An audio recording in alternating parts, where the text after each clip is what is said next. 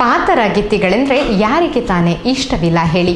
ಹೂವಿಂದ ಹೂವಿಗೆ ಹಾರಿ ಮಕರಂದ ಹೀರುವ ಇವುಗಳ ಸಂಘ ಜೀವನ ಗಮನ ಸೆಳೆಯುವಂತಹುದು. ಅದರಲ್ಲೂ ಜೀವ ವೈವಿಧ್ಯಗಳ ಸ್ವರ್ಗವಾದ ಪಶ್ಚಿಮ ಘಟ್ಟಗಳಲ್ಲಿ ಪಾತರಗಿತ್ತಿಗಳ ಲೋಕವೇ ಅಡಗಿದೆ. ಹಾಗಾದರೆ ಒಮ್ಮೆ ಈ ವಿವಿಧ ಜಾತಿಯ ಚಿಟ್ಟೆಗಳನ್ನೊಮ್ಮೆ ಕಣ್ತುಂಬಿ ಬರೋಣ ಬನ್ನಿ. ಪಾತರಗಿತ್ತಿಗಳೆಂದರೆ ಯಾರಿಗೆ ತಾನೇ ಇಷ್ಟವಿಲ್ಲ ಹೇಳಿ. ಹೂವಿನಿಂದ ಹೂವಿಗೆ ಹಾರಿ ಮಕರಂದ ಹೀರುವ ಇವುಗಳ ಸಂಘ ಜೀವನಕ್ಕೂ ಗಮನ ಸೆಳೆಯುವಂತಹುದು. ಅದರಲ್ಲೂ ಜೀವವೈವಿಧ್ಯಗಳ ಸ್ವರ್ಗವಾದ ಪಶ್ಚಿಮ ಘಟ್ಟಗಳಲ್ಲಿ ಪಾತರಗಿತ್ತಿಗಳ ಲೋಕವೇ ಅಡಗಿದೆ. ಹಾಗಾದರೆ ಬನ್ನಿ ಒಮ್ಮೆ ಈ ವಿವಿಧ ಜಾತಿಗಳ ಚಿಟ್ಟೆಗಳನ್ನೊಮ್ಮೆ ಕಣ್ತುಂಬಿ ನೋಡಿ ಬರೋಣ. ಜೀವವೈವಿಧ್ಯಗಳ ತಾಣವಾಗಿರುವ ಪಶ್ಚಿಮ ಘಟ್ಟಗಳಲ್ಲಿ ಕಾಡು ಪ್ರಾಣಿಗಳು, ವಿಷಕಾರುವ ಉರಗಗಳ ಮಧ್ಯೆಯೂ ಕಣ್ಮನ ತಣಿಸುವ ಪಾತರಗಿತ್ತಿಗಳು ಇಲ್ಲಿವೆ. ದೇಶ ವಿದೇಶಗಳ ಅಭಯಾರಣ್ಯಗಳಲ್ಲಿ ಕಂಡುಬರುವ ವಿವಿಧ ಜಾತಿಯ ಪಾತರಗಿತ್ತಿಗಳು ಇಲ್ಲಿದ್ದು, ದೂರದಿಂದ ನೋಡಿದಲ್ಲಿ ಹಾರುವ ಹೂಗಳಂತೆ ಇವುಗಳು ಗೋಚರಿಸುತ್ತದೆ.